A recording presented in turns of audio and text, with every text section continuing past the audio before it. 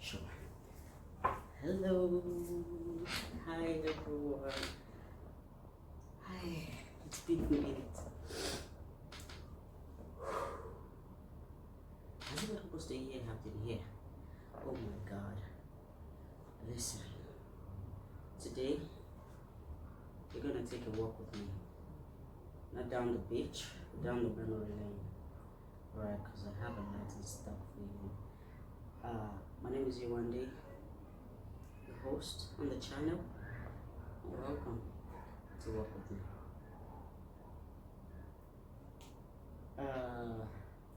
Today, I will be telling you a story of how I waited to have my baby for almost 7 years. It's a huge one. Not really. Some women have gone through this, some are currently going through this. Maybe this week my fault. And I just want to tell you what it entails. I don't think I've ever seen a woman who waited, who came out to tell you what it felt like or what their deal was like. And I'm bringing it to you today. So, welcome again to the channel. Welcome again to the channel. That's the show. So, I came up with some questions that you might have in mind to ask me. What was it like? What was it like? It was like this. It was like anxiety from the scratch. It was like a time killer, you know. You just don't know when it's going to happen. You don't know when it's going to pop up on you. In every menstrual circle, and before every menstrual circle, you just wish, maybe this time it's here, so I want to see my menstrual, I want to see my period, maybe this is it, maybe this is it. And oof, another disappointment. But hey, I'm here to tell you, calm. Okay, this was the secret.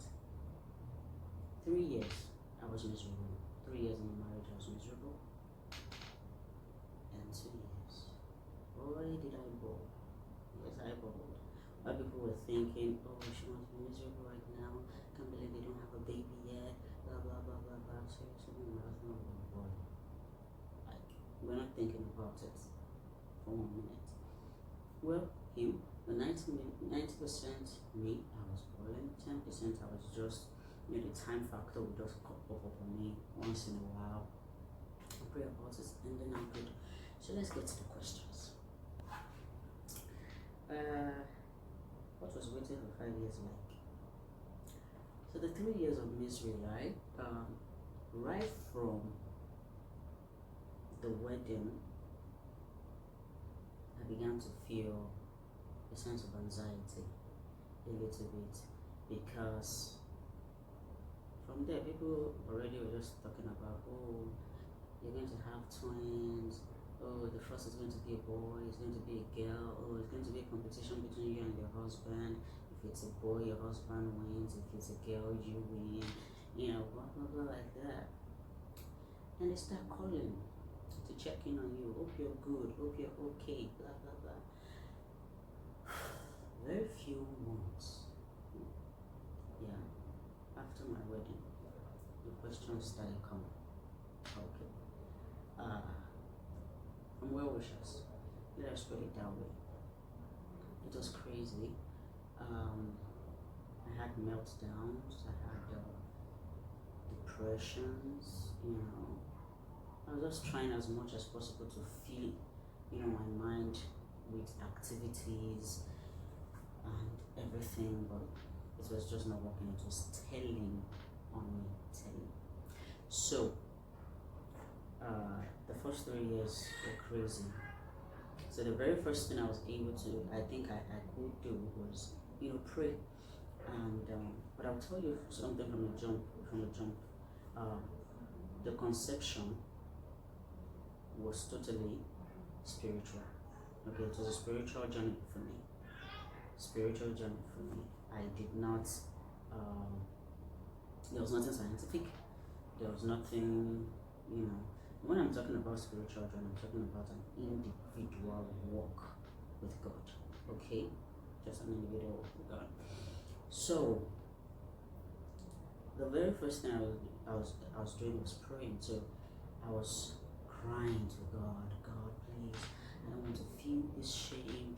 I don't want to have to, like hide my face in the public or brave up because my mates are having their kids, this and that. There's a lot of mixed feelings, and me and my sister actually got married the same year. Funny enough, my elder sister, and she already popped like two in the space of 1 year. In the space of 2 years, sorry, she already popped like two. So we're like, oh my god, like, what is wrong with me? Everybody starts thinking it's you. So you go to the hospital, and usually, if you've been in this phase before, the doctor tells you, oh, we don't like to go into anything serious with couples. We tell them to take 1 year. And so, my husband was also trying to calm me down this period. I'm like, he would like to so he would like to take 1 year with his wife, getting to know me, building a structure together and all that. So I was like, okay. So 1 year was like a saving grace. Like, this is a saving grace. We have make good use of it. And after the 1 year, nothing happened. Ooh, the pressure got worse. And so I kept praying, I kept calling out to God, crying, God, I've never done anything bad. I've never aborted a baby.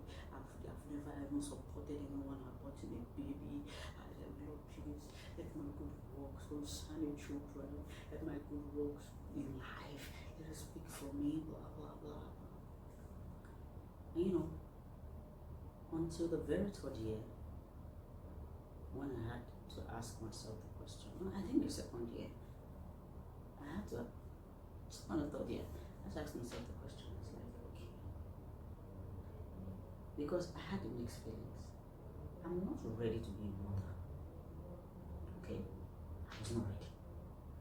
It was more of what I should be doing next as expectations coming from the society, from the third parties. Okay, but I personally, I was not ready. I was not thinking of a baby. Honestly, I was not.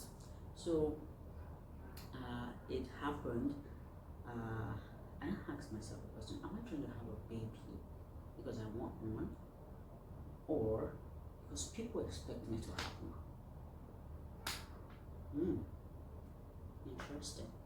So I said to myself, I have to own the truth here. And mentally, I'm not ready. I am not preparing myself to have a baby. At that stage, I didn't even know how to calculate my relationship with God. I'm terrible at mathematics. I didn't know how to calculate my relationship. My husband knows how to calculate the relationship. He tried to explain it to me. I still didn't get it. I did not get it. Even right until I have my baby now, 7 years after, I still don't get that calculation. Like, how does that work? So, and then, started trying. There was a lot of fights. Like, I was going to start from work, and I'm like, bro, come closer. I was like, since I'm tired, like, is this supposed to be this mechanical? Like, it's not becoming fun anymore. I got a meltdown, continue to pray, and then it just came to me in my walk with God, praying, seeking His face concerning this issue, and then it just hit me. I think 4th year of marriage. No, the 5th actually, if I can say. Yeah. What do you want to be? What do you want to be before? To save face, make people say that okay, you're not barren. I was like, yeah, pretty much. But then I began to think deeper into the significance of children, and it's to foster, to to better the society. The more people we have, the more well trained they are, the better the society will become. So the family is a smaller unit of what is produced into the society. The presidents we have today, the governors, and all those people, whatever their personalities are, whatever their leadership traits are, stems from their background, how they were raised, what they went through, what they were exposed to. And then I realized that, and I told God that I was like, if I am going to have children, then it is a conscious decision of mine that I want to better the society, the children that comes from me, that comes from my family. And lo and behold, 5 years and some months after, I conceived of my child. But before I conceived, something happened. I lost my mom on the 10th of May. And all this period were close to my birthday. And my mom's death rocked me. It rocked me big. And I could hardly breathe. On a daily basis, I'm telling you, I could hardly breathe without tears rolling down my cheeks. And that was my only sense of mental security. She was my only sense of mental security, so to speak. She's the one I can speak to, I can talk to, about things, whatever I'm going through. The one that understands me the most. And she died. And she didn't just die, she went through a lot. She suffered too much for my liking before passing, and I was almost thinking, so God, why do you have to make her go through all that if at the end of the day you want to take her? And while I was still going through a storm, I conceived of my child. And God, I did not feel I had the capacity to birth a child. Like, I felt like, do I deserve to replace her by feeling this joy growing inside of me? Because I felt her death was unfair. It was like very unfair. I lost her when I shouldn't. And she was the only one. My dad died before her, so I didn't have this, family system where there's a large number of elderly people that can actually, cover you and shield you from, some harsh things in life. So she was practically it for me and my sister, and she just disappeared on us like that. And the baby came, and I was still listening to how I almost lost the baby because I was not myself mentally. But thank God, the baby's strong, refused to leave me. So everything went back to place. It was less than 2 days, and I was okay. Pregnancy period came. It was practically easy for me. Most people didn't know I was pregnant because I didn't say that. I think a part of me was just like, apart from the fact that culturally I don't think people do that here. Like, it's only people you're really really close with that will tell, oh, I'm pregnant, or but you don't do that. People just see you with the bulgy belly, or they hear of the news that you put to bed. So, but most people didn't know. So, but part of the reason is because I felt, well, if I did not tell you I was waiting, I figured out I was waiting. You can as well figure out that I have a baby or I'm pregnant by yourself. Without me necessarily having to, say personally, because I never told anybody personally I was waiting. Everybody just assumed I wanted a baby, they started praying, they started. So the next point, 2 years of bliss. Oof. It was wonderful. So from the first to the fifth year, I was balling, balling, having the best time of my life, and everything was just taking shape. And that was it. I just took my mind off it, especially after my mom died. After my mom died, I was like, I don't. At this stage, I don't. No, I don't care. I don't care about myself, And when the baby came in, I was just like, oh my god, this is beautiful. At the same time, oh, I'm a mess. But I have a very solid central system, which is my husband, and he was always there through the tears. He would hold me, he would talk to me, he would listen to me. He would help me. He helped me through the pregnancy period. He's such a good partner. He did more than I ever thought or expected. That he was very attentive, very caring, sensitive to me. He could just sense that I've not been out of the room for a while. He would come, check up on me, talk to me. Always ready to listen to me, drop everything and listen to me. Baby, I love you for watching this. Thank you. Thank you for watching. So the 2 years of bliss came, and just like that, how did the conception even happen? My sister, my brother, I cannot tell you how, when, or where.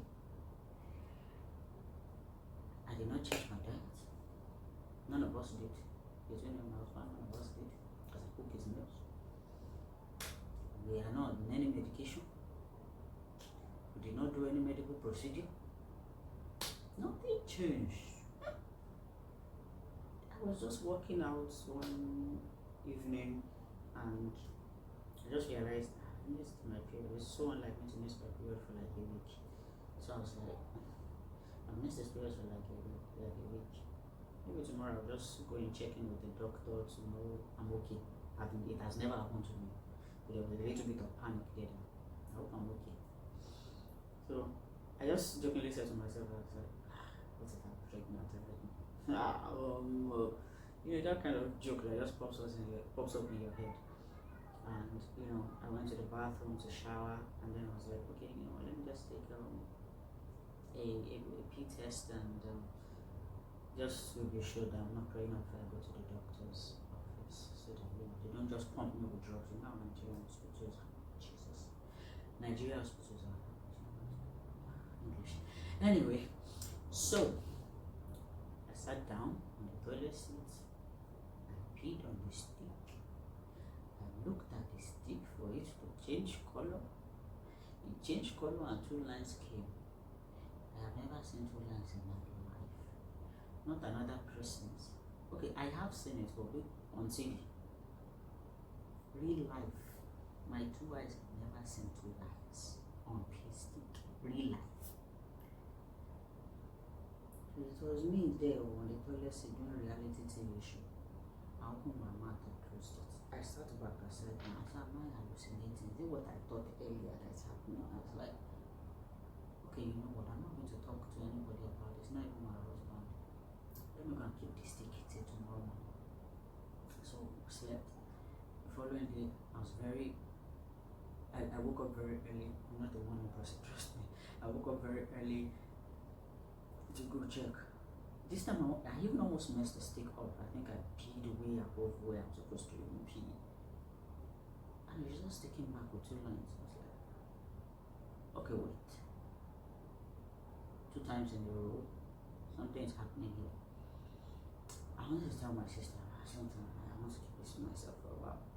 So I was like, okay, so I was in the middle of something that week. So I was like, okay, at the end of the week, on a Friday, I'm going to go to the hospital to get it checked, confirmed if it is true. So I went, and then I wanted to do a couple of checks, my blood group and all that.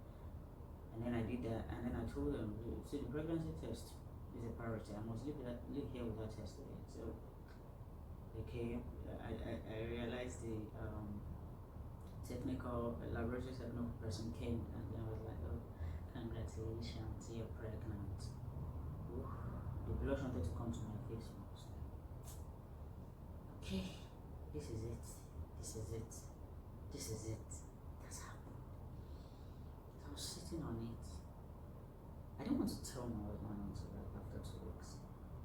I was sitting on it. And somebody just told me, share with him.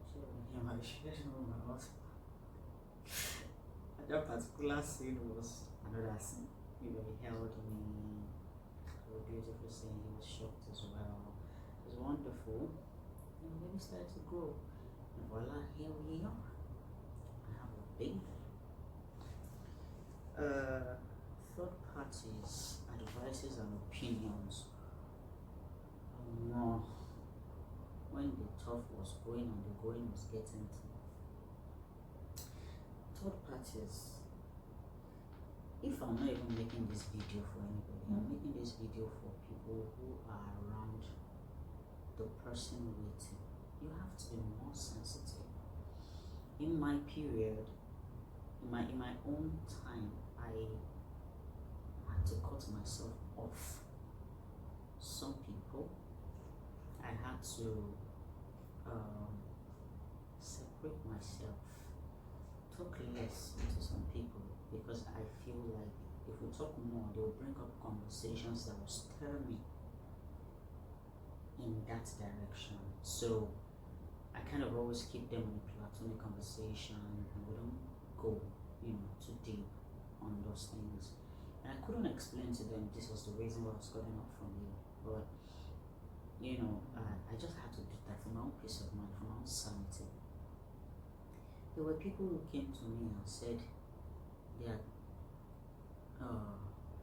online programs concerning conception that I should join. People who have never sat down with me to talk to me about whether I even want a kid, or what the issue could be, or just talk to me about what you think I'm going through. Don't just come with an advice and go like I should go to an online this thing because you sense that I have a problem.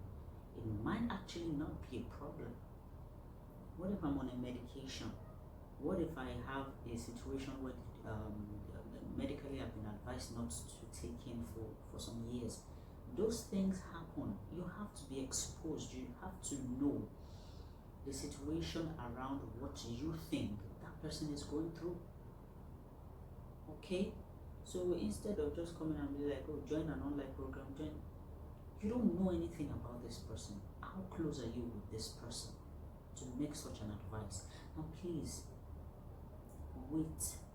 Most of the time, just wait for these people to approach you.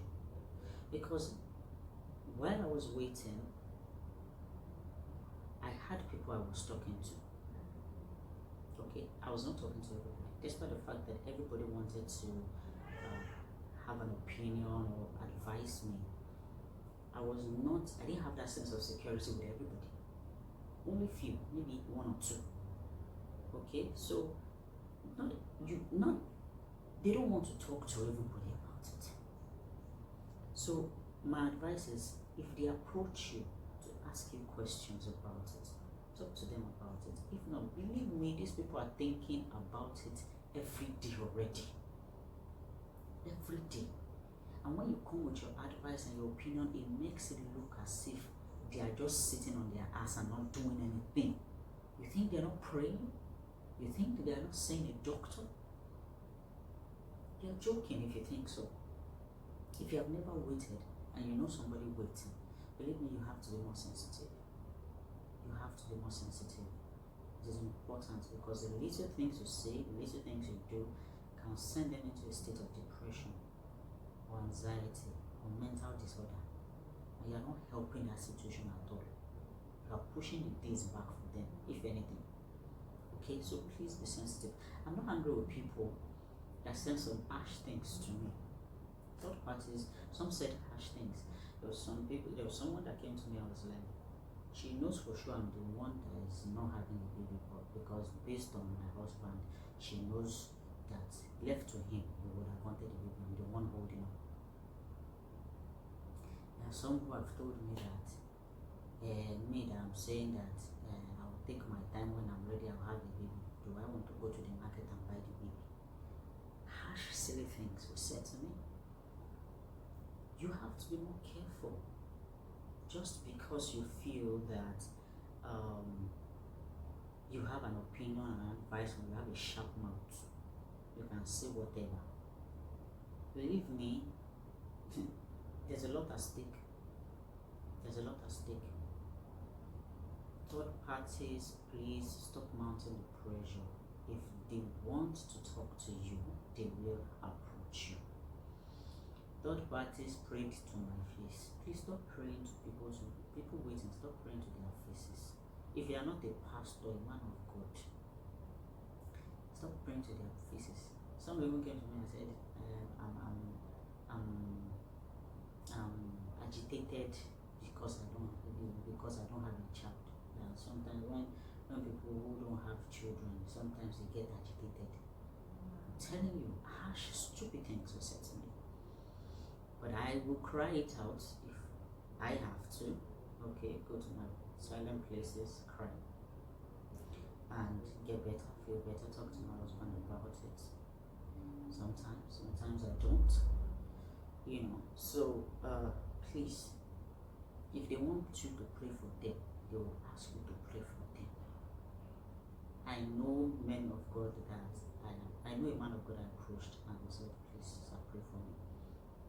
But I'm telling you, all through my 5 years of waiting, I never went to any pastor for prayer. I never climbed on a mountain. Every prayer I did it in the comfort of my home, my apartment. I did not leave my house to go and pray anywhere. So it was a personal walk with God, is what I'm saying. So God will educate you. There's just something you need to learn. It was a lesson, it was a learning stage for me. Okay, so there's a lot you need to learn in the process. But please, third parties, it is crucial. Stop advising. Be there for the person in terms of I didn't even tell you this one. Even the people that are waiting like me started advising me. That's when I knew, okay, I have become a laughing stock. Because rationally it does not make any sense to me. If you are waiting and waiting, and you are advising me, and we're in the same category, I'm not getting it. What are we doing? That was funny to me as well. Okay, so if you have the advice, go work on it on yourself. Let's see the result. So why are you coming to me to do an idea for? Why are you coming to me for me to take some test or whatnot? Please, people waiting. Don't mount the pressure on them. When they need you, they will come to you. While you're there, if you're worried about them, about the situation, be there for them in terms of getting their mind off the situation. Help them to laugh, help them to smile, help them to have a reason, to continue to live. To know that there's more to life, even if you don't have a baby yet. Okay? That's what you should be helping them do. Not if they want your advice, they will give you. If you are close enough, you will know. When they have anyone come for you to give them advice, you will know that the chance is there. Okay? The person, it is hard. I cannot explain to you the pain, the hurt that comes with it anymore. But I remember, I still have the memories. Okay, so please, third parties, they go. Desist and desist. Desist and desist. Please. It's not for me. Okay. I didn't do anything different, just like I said. I didn't change my lifestyle. I didn't stop eating what I was eating, drinking what I was drinking. I have a sweet tooth. Took my sugar. Nothing changed. I just prayed to God. Followed the instructions of God, and I was not scared. Okay, sometimes the fear, the panic of time comes, but you must be ready to just face it. Okay, whatever you choose to follow in terms of process, I follow the spiritual process for myself. You can follow the medical process. Whatever you choose to follow, okay, follow it. Just be focused. Either this or that. Do you understand? It's like either this works or nothing else. I'm not going to look at it. There are several times, of course, that my mind swayed to, medical interventions and all that, based on the pressure. But then God helps me to just like stay steadfast on the spiritual lane that I was going in, and it paid off.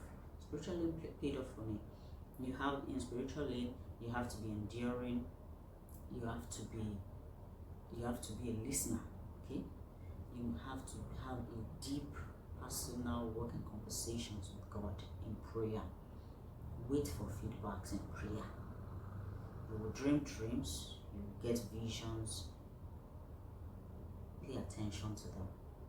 Do what is told. Be sensitive in the spirit. Okay? There were times that people were telling me that go and join this Sunday school. Maybe other people's children's head will call your own. I said, God, I'm not here to bribe you.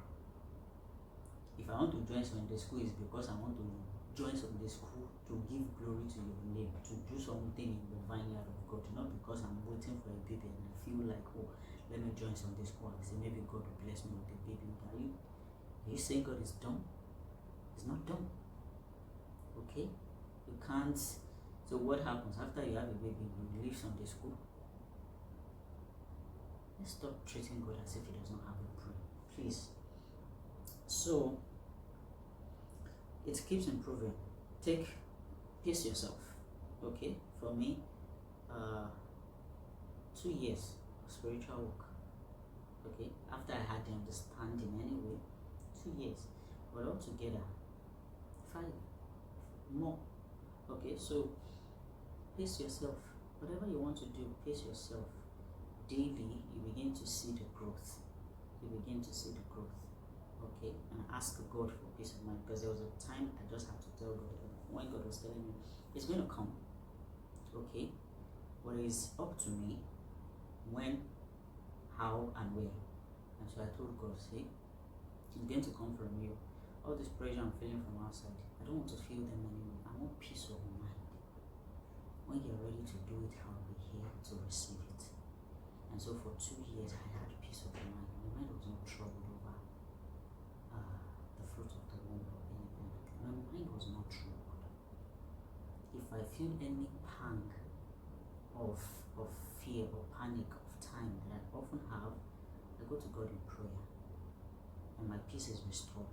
Okay, so that is me. My walk, what I choose. Whatever you choose, be strong-willed towards it. Don't flip. Don't delay yourself further. Don't flip. Follow one path. Either this or this. It is. Everything is in the hands of God. Okay? So leave it to God to walk you through things. Okay? If it is the medical way, be strong-willed that you will get your success. Be positive-minded, I think. If I had gone that way, I think I would have just stayed positive. No matter what the reports or the results of tests are coming through, or whatever challenges are coming from, delays or setbacks, just stay focused and positive. Okay, so I don't want to take too much time on this. There's a lot to say about it. What's my reaction when I discovered I was pregnant? Well, I already said that. I was shocked. But at the same time, because I know some weeks before then, right after my mom was buried, I was getting these spiritual senses that your body will change once you have a baby. Your breast won't look like that again when you have a baby. Your stomach won't look like that again when you have a baby. I was having these spiritual senses that it's a way of preparing my mind that this baby is coming very soon. So when I saw the test results, it kind of now made sense that I was having those thoughts. back those weeks. I mean, in those weeks ahead of the news. So I wasn't that shocked. I've celebrated the coming of the baby years before it even came. Okay, I danced to the dance of victory. I have danced the dance of joy, the tears of joy, even before the baby came. So when the baby came, it was like, now the work begins, the work of God, the assignment. You know, you have to structure life, you have to get things going. What was pregnancy like? Ooh. It was sweet for me. The first trimester. If not for some vomitings here and there, very few. Yeah, I couldn't take water a lot in the beginning. The first trimester was quite okay. It was okay. It was okay. I was strong. Like I was strong. Second trimester, I think everybody knows that's the honeymoon of pregnancy. You know, you eat everything, you are happy. You know, although I still cry a lot because of my mom, but you're happy, you're strong, you're healthy, you're stronger. You're kind of stronger. You're preparing your house yourself for the baby. The third trimester. Oof, it is not fun to week because for me, the baby keeps me up at night. I'm a night person before, but I want to sleep now, and I can't sleep. Sometimes I just go to the sitting room, play video game, play FIFA. Sometimes I can't. You know, you have to sleep on your side, the left preferably. I turn to the left, baby kicks, or it's uncomfortable. Down to the right is uncomfortable. I have to be pacing up and down. Oh my God, the heart bombs shook me there. By the end of the day, I can't remember those feelings. I just know they happened. You know, I think that's why they say. I think that's the reason why women can actually go again happen without me.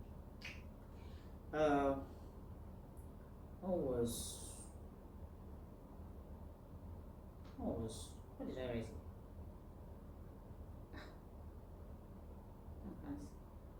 Oh, what was delivery like? Whoa. Okay, this one. This one. Delivery, eh? My God.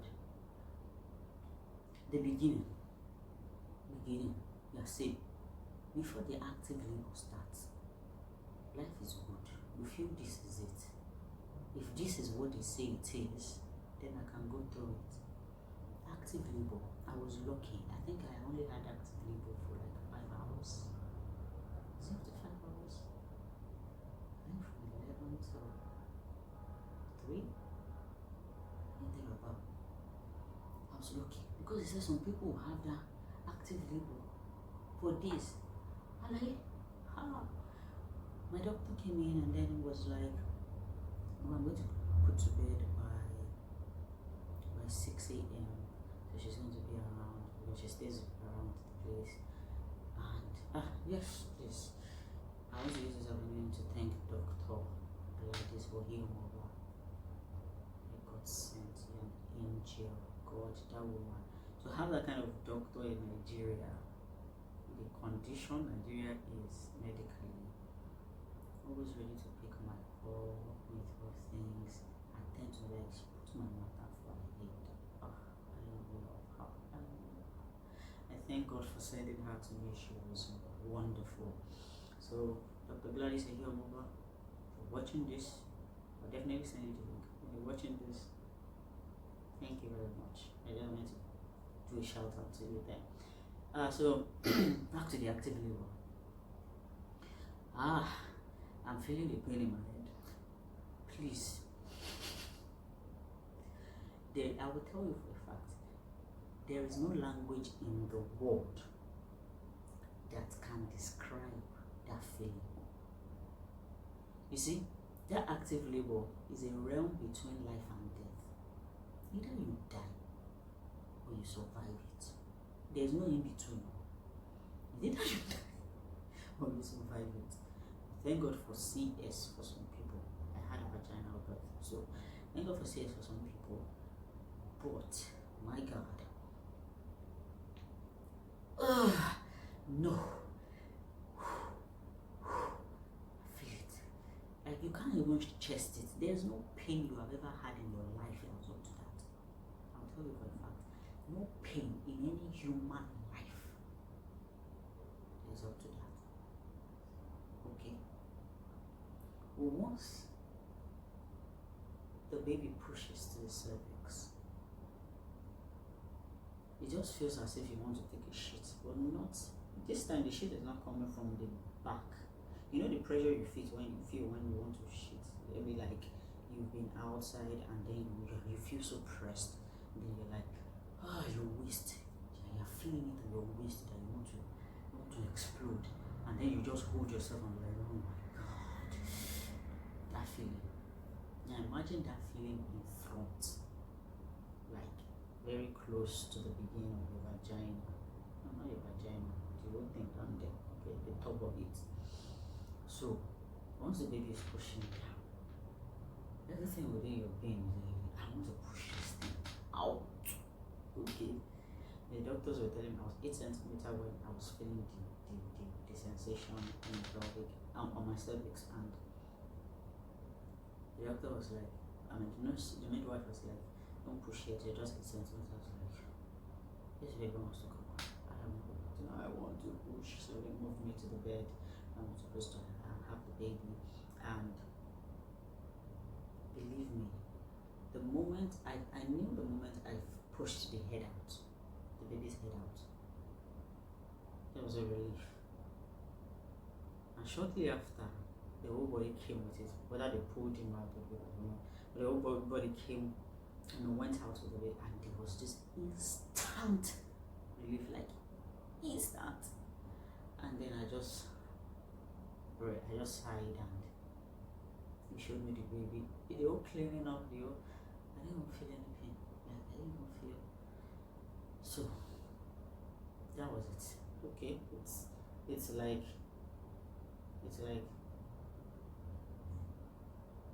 okay, mad. Okay. I don't know if that makes any sense. What advice do you have for those waiting?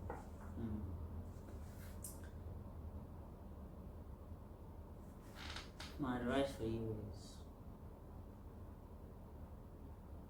you won't be the first, and you won't be the last. There's more to life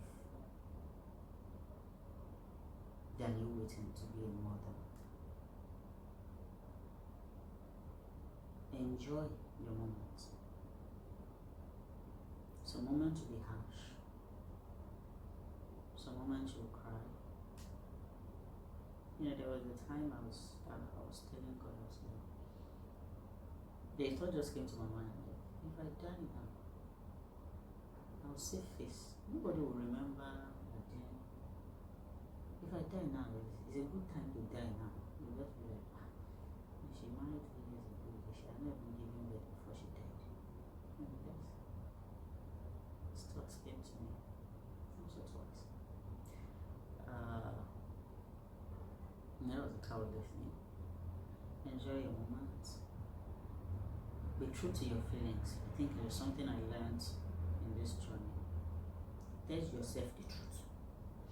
You might not be able to tell others exactly how you feel. You might feel ashamed to share this part of you. But in your own secret place, in your own personal moments, tell yourself the truth. If the situation makes you feel ashamed, tell yourself. If the situation makes you feel inadequate, own it to yourself. Because the moment you're able to express those feelings to yourself, half the problem is solved. Okay? But there's nothing to be ashamed about. Okay? The society is just an illusion of itself. everyone that is coming to you to advise you, to poke at you, they also have miserable things happening in their lives. It's just because yours seems to be obvious to everybody. Because as you marry, people marry, follow you, they count time with you, okay? But pace yourself. Your time is not their time. They are not going to have your own children. They are not going to finish having their own kids and start having your own children. Okay? So when it's time to have your children, you will have your children. It's just like school. One person's A1 does not affect my A1. Okay? And you born your own, you know, means I'm not going to born one. You're not going to born one on your own. So take your time. You're not running out of time. You're not running out of time. It's totally a natural thing. It happens naturally. It's the body. Okay? Take your time. Eat well. Sleep well. Do things you enjoy. Do things that you enjoy doing. And if you want to follow the spiritual way, follow it judiciously. If you want to follow the medical way, follow it judiciously. Don't sway. That's the only thing I would advise. Don't sway. Whichever line you choose to follow to get your baby, follow it. Don't I want to pray more. Then because you're afraid prayer is not working, you go to medical, you do IVF, something happens, you fall back to prayer. Nah, don't do that. I knew that from the beginning that whatever I choose to do, follow it. Okay. So that's it majorly. I'm praying for everyone waiting that God Almighty will put a smile on your face. You'll be alright.